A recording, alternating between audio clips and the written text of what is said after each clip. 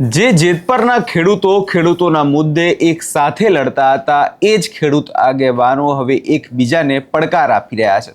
શું ને સમગ્ર મામલો તેના વિશે વિગતે ચર્ચા કરીશું। નમસ્કાર, આપ જોઈ રહ્યા છો નિર્ભય ન્યૂઝ। હું છું આપની સાથે પ્રથમ મોદી।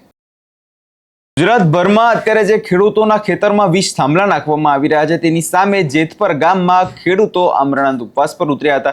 જે ખેડૂતોના મુદ્દે અવાજ ઉપાડવાની વાત હતી, પરંતુ એવું તો શું બન્યું 19 દિવસની અંદર કે આ જે ખેડૂત આગેવાનો હતા તે એકબીજાની આમને સામને આવી ગયા।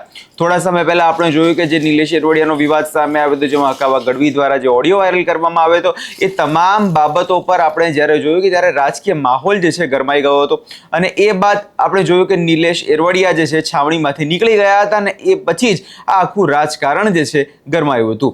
અને એવામાં હવે જ્યારે આ ખેડૂત આગેવાનોએ જ્યારે પારણા કરી લીધા છે અને એ બાદ હવે નિલેશ એરવડિયા દ્વારા અલગથી પારણા કરવામાં આવ્યા અને એ બાદ તેમના દ્વારા જે ખેડૂત આગેવાનો છે તેમના પર આકરા પ્રહારો કરવામાં આવ્યા છે। સૌ પહેલા નિલેશ એરવડિયાને મોરબી જિલ્લાના આખા જિલ્લાના ખેડૂતો આવેલા છે, મારા બધા મિત્રો આવેલા છે, મારા સ્નેહીજનો આવેલા છે અને યુવાનો આવેલા છે। તમામ જ્ઞાતિ જાતિના મિત્રો અહીંયા આવેલા છે અને પારણા કરેલા છે, બધાની લાગણીને માન આપીને। કાલે કંઈક ખેડૂત સમિતિ તમને પારણા કરવાના હતા, ત્યારે તમે પારણા ન કર્યા, શું કારણ હતું? કાલ રોજ સમિતિના જેતપર ખેડૂત સમિતિના સભ્યો બધા આવ્યા હતા પારણા કરાવવા હોસ્પિટલ, પરંતુ મારી ક્યાંક ને ક્યાંક લાગણી દુભાણી હતી કે સ્ટેજ ઉપરથી એક મિત્રએ વિવાદાસ્પદ નિવેદન આપેલું હતું અને લાગણી દુભાય એવા શબ્દ પ્રયોગ કર્યો હતો, એટલે થોડું દિલમાં લાગી આવ્યું કે 1 મહિનાથી જે જગ્યાએ આપણે તપ કર્યું છે, મહેનત કરી છે, ખેડૂતો માટે લડત કરી છે અને ત્યાંથી કાંઈક દુઃખ થાય એવા શબ્દોનું વર્ણન થાય તો સ્વાભાવિકપણે દિલ ઉપર લાગી આવે। તો મને થોડું, હું લાગણીશીલ માણસ છું અને આશાવાદી છું, તો મને થોડું વધારે લાગી આવ્યું હતું, એટલે મેં પારણા કરવાની કાલે ના પાડી હતી। એટલે એ વાદ વિવાદ જે થયા ત્યારબાદ મને ત્યાં વાતાવરણ સમિતિ તરફથી કે થોડું અનકમ્ફર્ટેબલ લાગતું હતું, એટલે મેં સ્વૈચ્છિક જ એવો નિર્ણય લઈ લીધો હતો કે હું અહીંથી આ સ્ટેજ છોડી દઉં અને જેથી કરીને ખેડૂત છાવણી જે છે એને ક્યાંય છાંટા ના ઉડે એવા હેતુથી મેં છાવણી સ્વૈચ્છિક રીતે જ છોડેલી હતી। અને ત્યારબાદ હું હોસ્પિટલમાં ઇન્ડોરથી હતો, આઈસીયુમાં, ત્યાંથી મને જનરલ રૂમમાં લેવામાં આવ્યો, એટલે આમરણાંત ઉપવાસ મારા રેગ્યુલર ચાલુ હતા। એ મારી સાથે ચર્ચા કરવા આવ્યા હતા કે નિલેશભાઈ આવું મીડિયાના માધ્યમથી મેસેજ મળ્યા છે તો તમારું શું કહેવાનું થાય છે? એટલે આર્ગ્યુમેન્ટ કરી હતી, એકબીજા ચર્ચા કરી હતી, પરંતુ હું પહેલેથી જ કન્વિન્સ હતો કે મારા હિસાબે, હું પહેલેથી મારું એ જીવન છે કે મારા હિસાબે સામેની વ્યક્તિને તકલીફ આપતો નથી। તો આ તો ખેડૂતોનો પ્રશ્ન હતો, હજારો નહીં, લાખો નહીં, પણ કરોડો ખેડૂતોની આશા લઈને અને એની હું આગેવાની લઈને જ્યારે નીકળો હોય તો મારે મેચ્યોર રહેવું પડે કે ભાઈ મારા હિસાબે જો ક્યાંય તકલીફ થતી હોય તો મારે ખસી જવામાં હિતાવહ છે, સારી બાબત કહેવાય। હું તો પહેલેથી ખેડૂતો માટે લડું છું। દિલ્હી ટીકરી બોર્ડરે પણ 4.5 મહિના રોકાયેલો છું, 2.5 વર્ષ દિલ્હીમાં પણ આંદોલન કરેલું છે। અહીંયા જેતપર છાવણી હતી એમાં પહેલા દિવસથી જોડાયેલો છું અને તન મન ને ધનથી જોડાયેલો છું, સ્વૈચ્છિક, કે જેતપરમાં મારું કશું જ નથી, છતાંય હું જેતપરમાં દિલથી જોડાયેલો હતો અને એક રામની ખિસકોલી બનીને જે એક આંદોલનમાં ભૂમિકા ભજવવી પડે એવી મેં વફાદારીથી નિષ્ઠાપૂર્ણ ભૂમિકા ભજવી છે। એ ગુજરાતના તમામ ખેડૂતો જાણે છે અને આવનારા પાર્ટ 3માં જે ખેડૂતો આયોજન કરી રહ્યા છે આખા ગુજરાતનું, બહુ સારી બાબત કહેવાય। આજે ગુજરાતની અંદર ખેડૂત જાગૃત થઈ ગયો છે, એક થયો છે, એકજૂથ થયો છે, સંગઠિત થયો છે અને આવનારા સમયમાં હજી જે માગણીઓ ઊભી છે એના માટે નવું સંગઠન બનવું જરૂરી છે।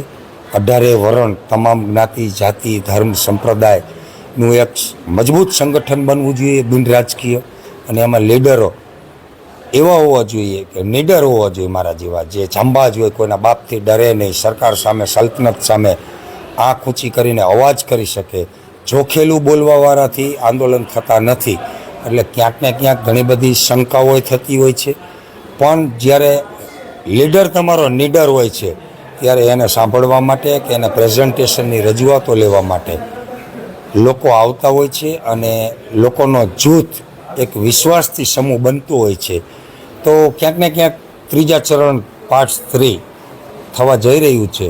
તો વેલ એન્ડ ગુડ કહેવાય. મારી જ્યાં પણ જરૂરિયાત લાગશે કમિટીને, હું કમિટીમાં રહેવાનો પણ આગ્રહ રાખીશ જો મને સ્થાન મળશે તો. અને જો સ્થાન નહીં મળે અને કમિટી પોતે કાંઈ નિર્ણય કરશે અને કમિટી પાર્ટ 3 ચાલુ કરશે તો એમાં પણ હું મારી ભૂમિકા નિષ્ઠાપૂર્વક ભજવીશ. આમાં તમે દ્રષ્ટિએ પહેલા દિવસથી જ ક્યાંક ને ક્યાંક જોખીને બોલવું, સરકારનો વિરોધ નહીં કરવો, નેતાઓનો વિરોધ નહીં કરવો, આ બધા સૂચનો ક્યાંક ને ક્યાંક એવું દર્શાવે છે કે કોઈના ડાયરેક્શન નીચે અથવા તો કોઈનું કીધું કરીને અથવા તો કોઈને બદનામ ન કરવા એવા હેતુથી જ ખાલી આપણે આંદોલન કરવું અને આપણી માગણીઓ ખાલી લઈને મૌન થઈને માર્મિક ભાષામાં બોલવું. તો આંદોલનની વ્યાખ્યા જે હોય છે કે આંદોલન અસરકારક થાય એને આંદોલન કહેવાય. હું તો ચંદ્રશેખર આઝાદનો, વીર ભગતસિંહનો દીવાનો છું એટલે મને એ બધું મીઠું રાજનીતિની ભાષા બોલતા ન આવડે. જેના ડાયરેક્શન નીચે તમે કેના ઉપર તમને જે લોકોએ આંદોલન તોડવાના પ્રયાસો કર્યા છે, જે લોકોએ મને અહીંયાથી ઉઠાવવાના પ્રયત્નો કર્યા છે, ઉઠાડવા માટેના કારસાઓ રચ્યા છે, આપ સૌ મીડિયા મિત્રો પણ જાણો છો કે નિલેશ એરવાડિયા કેમ કરીને આ સ્ટેજ છોડે, નિલેશ એરવાડિયા કેમ કરીને વેચાય, કેમ કરીને દાગી બને, એની લોકો 10 દિવસથી રાહ જોતા હતા. અને મને પણ ખબર હતી અને ગુજરાતના ખેડૂતોને પણ ખબર હતી કે નિલેશ એરવાડિયા સ્ટેજ ઉપરથી ઉતરી જશે એટલે 48 કલાક આ સ્ટેજની વેલિડિટી નથી. અને એ જ બન્યું છે કે મારા ઉતરવા પછી 48 કલાકમાં પારણા થયા છે. તો ક્યાંક ને ક્યાંક કોકના ડાયરેક્શન હશે ત્યારે બધું આવશે, સમય થશે ત્યારે બધું વાતતું ગાતું આવશે. હવે અહીંયા તમે જે રીતે નિલેશ એરવડિયાને સાંભળ્યા અને તેમના દ્વારા વાત એવી કહેવામાં આવી કે મને ખબર જ હતી કે હું નીકળીશ એટલે 48 કલાકની અંદર આ છાવણી પૂરી થઈ જશે. એટલે કે તેમના દ્વારા સ્પષ્ટ આરોપો જે છે કરવામાં આવી રહ્યા છે અને ખેડૂતોને પહેલેથી જ ખબર હતી કે નિલેશ એરવડિયા સ્ટેજ પરથી ઉતરશે એટલે 48 કલાકમાં સ્ટેજની વેલિડિટી પૂરી. અને એવું જ બન્યું. મારા ઉતર્યા પછી 48 કલાકમાં પાણા થઈ ગયા અને મને બદનામ કરવાના જે કારસાઓ રચવામાં આવ્યા છે, પરંતુ યોગ્ય સમય આવશે ત્યારે હું તમામના નામ જાહેર કરીશ. એટલે આજ આખો તમામ જે મામલો સામે આવ્યો એની અંદર હવે નિલેશ એરવડિયા હવે આગામી દિવસોમાં જ્યારે ખેડૂત આંદોલન પાર્ટ 3 થવાનું છે ત્યારે શું કરે છે એ ચોક્કસપણે જોવાનું રહ્યું. તમને શું લાગે છે કમેન્ટ કરી ચોક્કસથી જણાવજો. અમારી ચેનલ નિર્ભય ન્યૂઝ લાઇક, શેર અને સબસ્ક્રાઇબ કરવાનું ભૂલશો નહીં.